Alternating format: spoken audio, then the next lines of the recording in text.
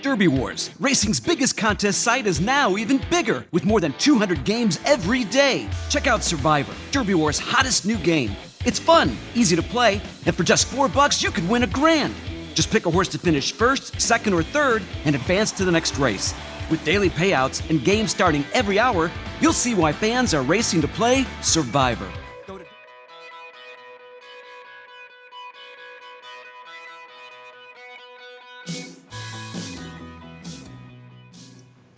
Welcome to another edition of HorseCenter, everyone. I am Brian Zipsey, and as always, I have the terrific pleasure of being joined by my co-host to the East Coast. That's Matt Schiffman. How are you today, Matt?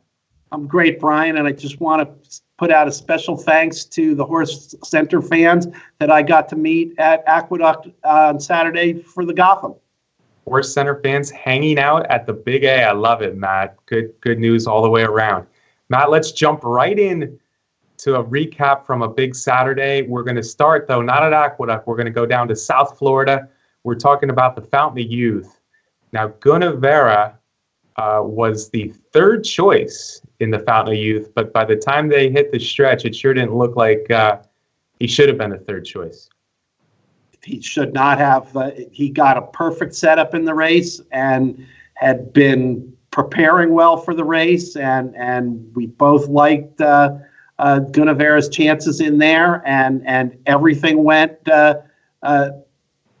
absolutely perfectly with a strong pace in there with Three Rules setting it, and Irish War Cry right on the hip of Three Rules, and Gunnevera was pretty far back in the race, Brian, and made a really big move coming around the turn and just drew off. Irish War Cry was a disappointment, really faded. Three Rules ran pretty well, though. Yeah, Matt, Gunnevera, the son dialed in out of an unbridled mare, certainly looks like he likes two turns. Of course, in the Holy Bull, his first race of the year, he didn't get a whole lot of pace. He even had to steady on the far turn. So for him to get a cleaner trip, although he did come from last early, and more pace to run. It wasn't suicidal fractions by any means, but it was a solid pace, as you say. It did him well, and he was much the best. Practical Joke edged by Three Rules. It was Practical Joke's first race back. A lot of people like Practical Joke moving forward. I still wonder about him going 9 or 10 furlongs. I think he's more of a miler, and that might have bore out a little bit late in there as he struggled to get by Three Rules. Three Rules is a very nice speed horse, but again, I think distance might be his undoing as we move forward. Irish War Cry was certainly a strange, disappointing result for him after such a nice race. Granted, he did have things his own way in the Holy Bull, but the undefeated son of Curlin just really never looked very strong in here. You could tell on the turn that he wasn't going to go by Three Rules, let alone hold off rallying horses. So Irish War Cry, I'm tempted to draw a line through this one, but at this point, one race out from the Derby, basically he can have one more prep, I think. It's hard to rebound from such a poor performance. Yeah, Brian, and it's hard to know what to expect from Irish War Cry in his next start. And then just a little bit more about Practical Joke. I also feel it's hard to know what to expect. He made a very, very early and very fast move in the Fountain of Youth and passed a lot of horses very quickly and then flattened out on the stretch. So, Brian, was it that he's maybe a miler, or was it that move was a little bit premature? He made the first move, and it looked like it was going to be maybe the best move, but it wasn't, because Gunnevera made the second move, and it was way the best move. Yeah, Practical Joke. Now, before the Breeders' Cup Juvenile last year, I kind of said I like him better as a one-turn rallier. Obviously, there's been nothing. He made a similar move, maybe not as striking a move in the Breeders' Cup Juvenile. But everything I've seen since then further makes me think that that's what Practical Joke's going to be best at. Can he win at 9 furlongs? Maybe he wins a Kentucky Derby prep. Yes. I don't like the son of Into Mischief at 10 furlongs. Now, Gunnevera certainly, on the other hand, looks like a 10 furlong horse. One of those horses, he is one of the favorites for the Kentucky Derby now. There's no doubt about it. After this big win, he won by almost 6 lengths in the Fountain of Youth. He's one of those horses, though, that probably we've seen a ton of these type of horses over the years, Matt, where one race they'll just look huge coming from last and win going off, and the next race he won't win. Can he win the Kentucky Derby? Absolutely. Does he deserve to be high on everybody's list? Yes. But I'm still not quite sure that he's going to win every race going forward. In other words, the Florida Derby and the Kentucky Derby. Maybe he doesn't do it in the Florida Derby and he comes back and wins the Kentucky Derby. But after this race, Gunnevera deserves to be one of the top contenders. Right. And yeah, Gunnevera looks like one of those horses that has to have things go just right, has to have the good setup. And I think that leaves the question marks that you were mentioning, but that's kind of the way the entire Derby trail is right now.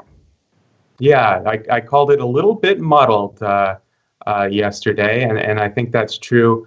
Gunnevera, one of the most impressive horses. He's won 3 graded stakes at 3 different tracks now. Now, J-Boy's Echo, on the other hand, we're talking about the Gotham.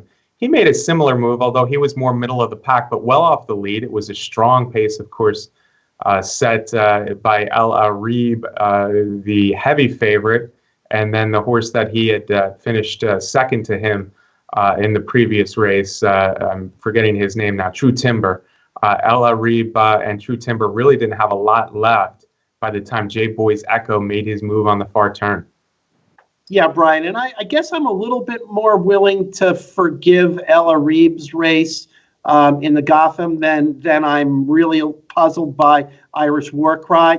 When the gates opened at the Gotham and Trevor McCarthy was hustling El Arib really hard out of the gate, I immediately thought what is going on? Because in the other 2 races on the Derby Trail that El Arib won, he let him break alertly, and they relaxed and in a stalking position and ran down the field. So I was on red alert right out of the gate, and that's the way it played out.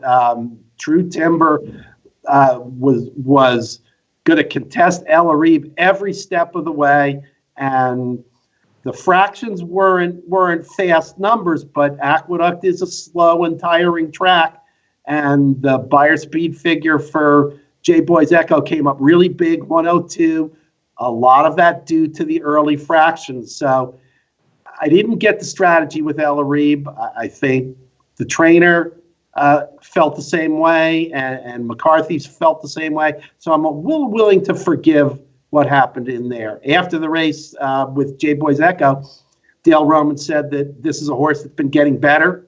He gave all credit to his partner, Tammy Fox, because she had faith in this horse all along and is figuring things out. Now, again, he got the perfect setup, so I'm not sure how much to expect from J-Boy's Echo going down the road. Yeah, I have a different take on this, Matt. As far as J-Boy's Echo, he was a horse I had in my Kentucky Derby top 10 last fall, mainly on potential early maiden races here at Churchill Downs, and his breeding, which certainly slants to classic distances. I agree with Romans. He's improved every time, and this was kind of a breakout performance, aided, as you mentioned, by a good setup for him. I think J-Boy's Echo will have a class test probably next time, and certainly in the Kentucky Derby. I don't know if he's one of the best 5 or 6 3-year-olds in the country, but on the other hand, this is the time of year when horses can really move forward, and J-Boy's Echo, well-bred. His dam was a lightly raised graded stakes winner. His sire, of course, is Mineshaft. So J-Boy's Echo is interesting. 5th race, best race to date, high buyer speed figure, nice performance, but there's the class question. He is going to have to move up to class. El Arib is a complete throwout in the Kentucky Derby for me. If we are talking about El Arib winning some nice races throughout his career, by all means, I agree with that.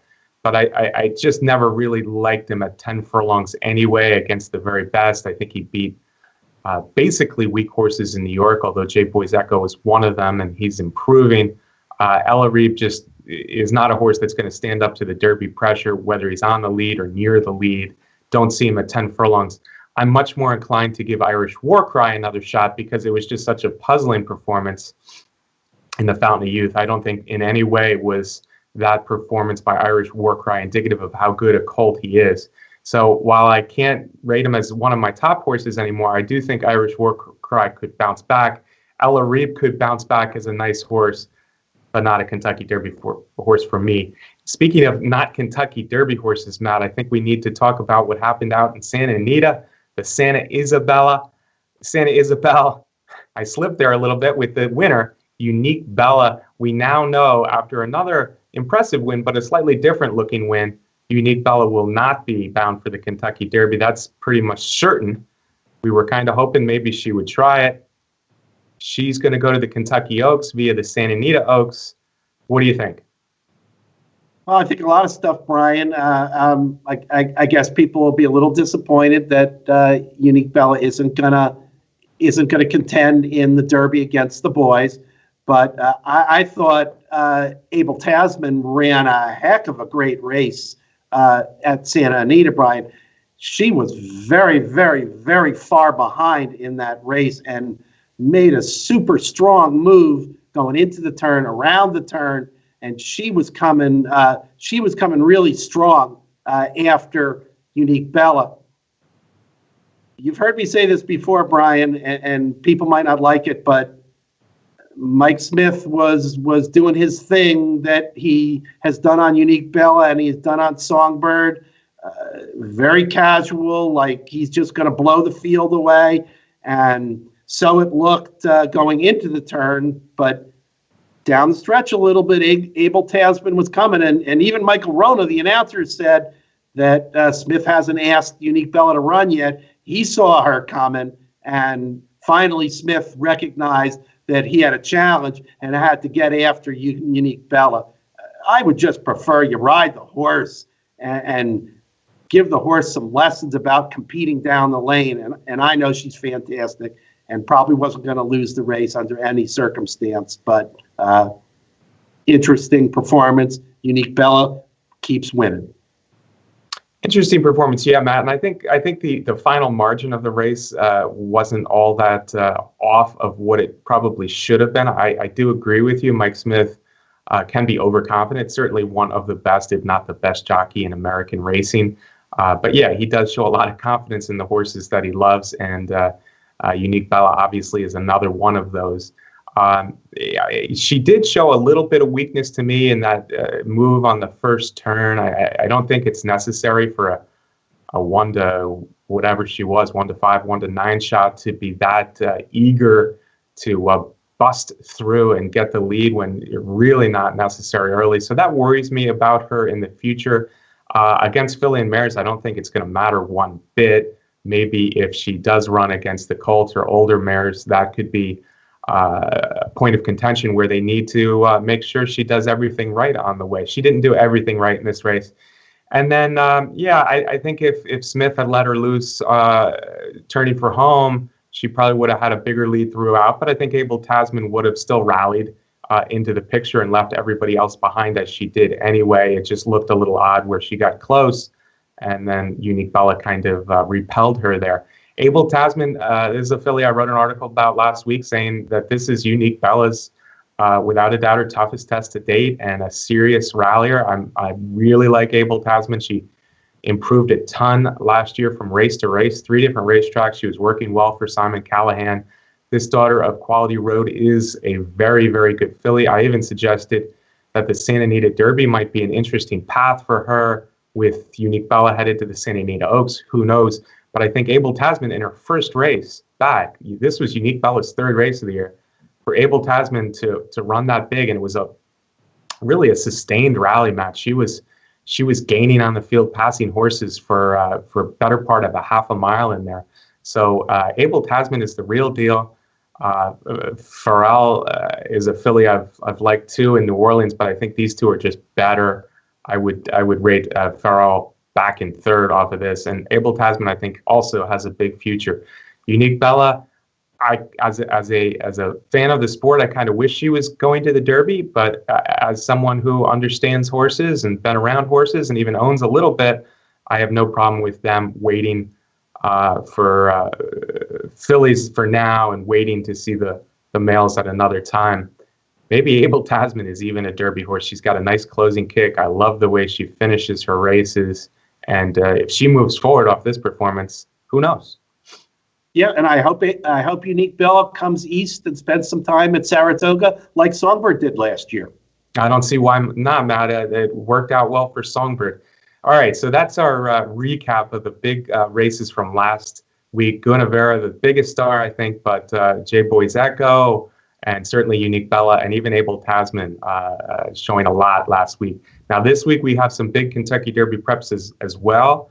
We've all been waiting for the return of Mastery, undefeated last year, and a big winner of the Cash Call Futurity.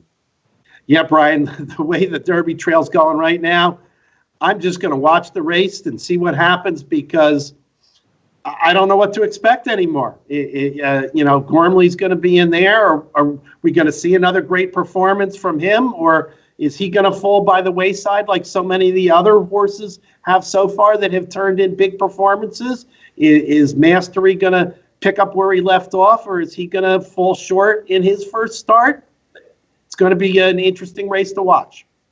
Yeah, I think that's a point well taken, Mr. Schiffman. I think a point of real quality is being able to do it over and over again, run big races. And we're seeing a lot of these 3-year-olds kind of unable to do that right now. Some of them still have the opportunity to prove to be that kind of horse, Mastery being one of them, McCracken certainly, even Classic Empire, Guinevere, horses who might be able to just string together those 100, 105, 108 buyers. And we'll see. But right now, we just don't know, as you said. Gormley's run 3 very good races. He's a 2-time graded stakes winner. But, of course, he didn't do much running in the Breeders' Cup Juvenile last year, his biggest attempt yet. 3 of 4, Malibu Moon, working great for John Sheriffs. If Gormley runs as well as he did in his wins, it becomes a big threat to Mastery, who's the top-rated, or at least the most hyped 3-year-old male in California for trainer Bob Baffert. Very interesting to see how good Mastery is. I think we'll learn a lot. Mastery's only going to have 2 preps before the Derby, so it's important that he runs well in both. Gormley is a serious threat. And Iliad. Iliad is obviously a very talented horse. He's never been farther than 7 for trainer Doug O'Neill, Kaleem Shaw. He looked really good doing it, but I wonder if he is also more of a 1-turn horse than a 2-turn horse. But I think, at least in this mile 16 San Felipe, Iliad makes it an interesting race. Oh, yeah. One way or another, he's going to be a factor in the race, whether he's there at the end or he's a big factor in the beginning of the race. Yeah. Mastery and Gormley, I think, are the 2 horses to beat. But you're right. Iliad should be involved early, and he might help make one of the other 2, make us understand how good one of the other 2 or both of the other 2 are. Mastery, Gormley, I guess I like Mastery by a fingernail here, Matt. Coming back, but Gormley's obviously very good. So interesting race. Do you have a pick between the 2? I'm going to go with Gormley because if he runs back to his last race in the Champ, I love the way he competed down the lane. Very good. And of course, the horse he competed against was American Anthem, one of my personal favorites for the Derby as well. Big day at Santa Anita, by the way. We're talking about the San Felipe because it is an important Kentucky Derby prep. But there's several other stakes, 2 of which I want to talk about a little bit, Matt. Of course, the Big Cap. It used to be a bigger race when we were younger men. So many great horses have won the Santa Anita Handicap over the years. This year, Arrogate is going to Dubai, Gunrunner's going to Dubai, but we do have some of the best older horses in the country still here in the mile and a quarter historic affair that is the Santa Anita Handicap, led by Shaman Ghost and Midnight Storm. I'm a big fan of Midnight Storm, Brian. He's won 5 of his last 6 races. His only loss came in the Breeders' Cup Mile. Midnight Storm will be my pick in that race over Shaman Ghost. Yeah, and for me, I'm going to agree with you.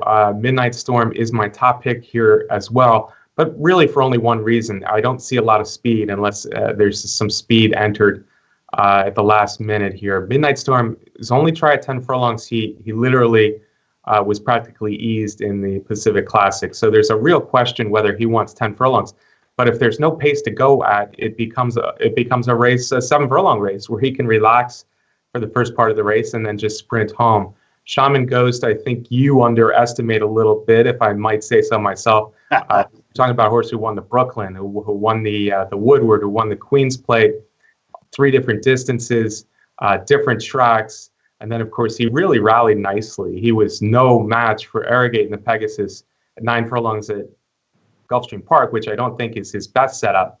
Unfortunately for Shaman Ghost, I think Shaman Ghost is the best horse in the race, but unfortunately for him, I don't think he gets the pace setup he needs to beat Midnight Storm. So I do agree with you in liking Midnight Storm better. Imperatives coming off a big win at Gulfstream. Isotherm trying dirt after a very nice turf win.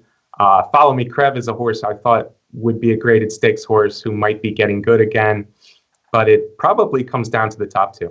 Yeah, Brian, I'm happy to see a win from Shaman Ghost, but he's just going to have to show it to me. Fair enough, Matt. You know, there is another one of the best older horses in the country. I'm calling him one of the best older horses off past performances, Dortmund. We haven't seen him since a disappointing Breeders' Cup Dirt Mile. But Dortmund's been transferred, as Colleen Shaw did all of his horses.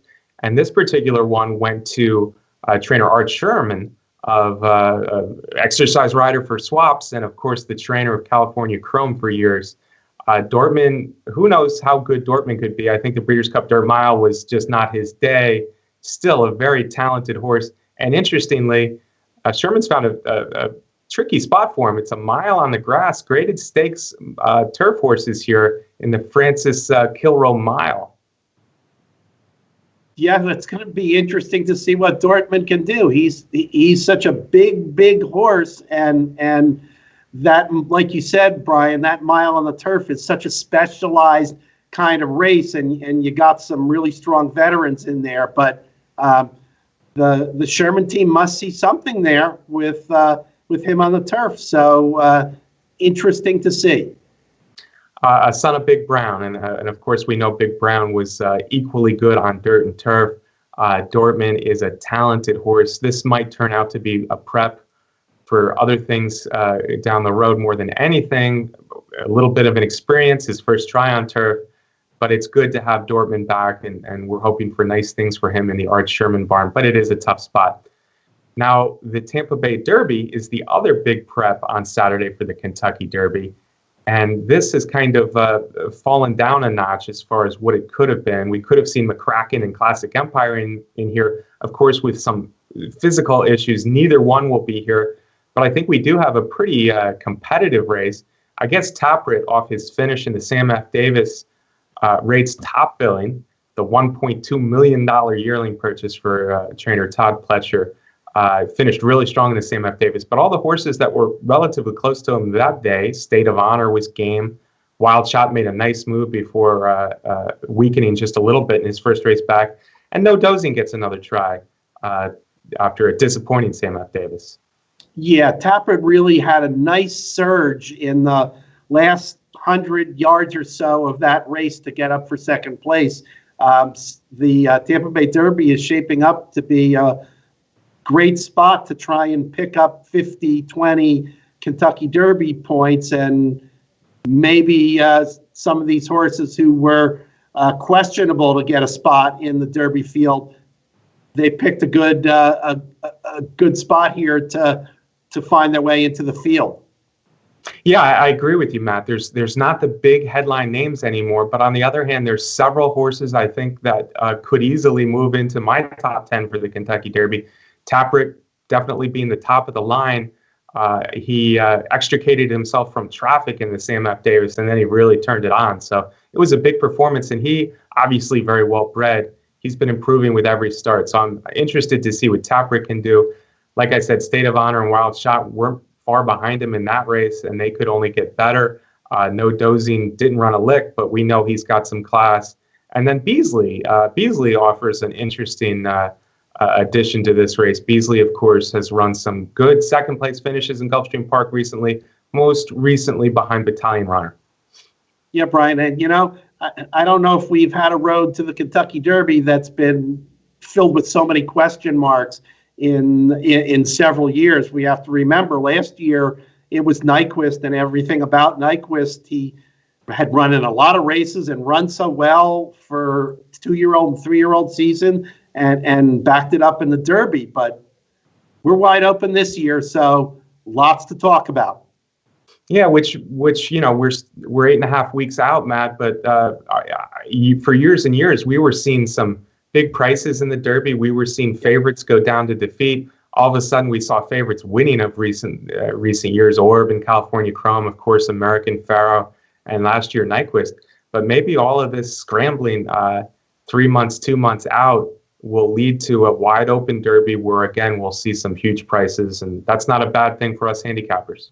I agree. And I was thinking the same thing before we went on the air, Brian, that like last year, it wasn't just Nyquist, but we had favorites, all through the top 3, 4, 5 horses. So maybe this is the year that we bettors looking for the big score in the Derby will get back to that possibility.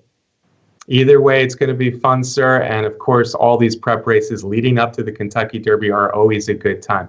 Folks, that's another HorseCenter in the books. I hope you enjoyed the show today. As always, we're brought to you by the best contest site out there. That's Derby Wars.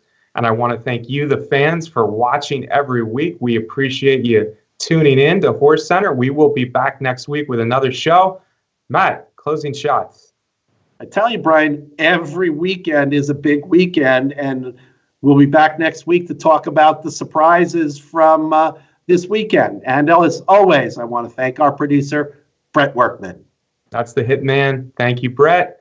We'll see you next week. Enjoy this Kentucky Derby ride, folks.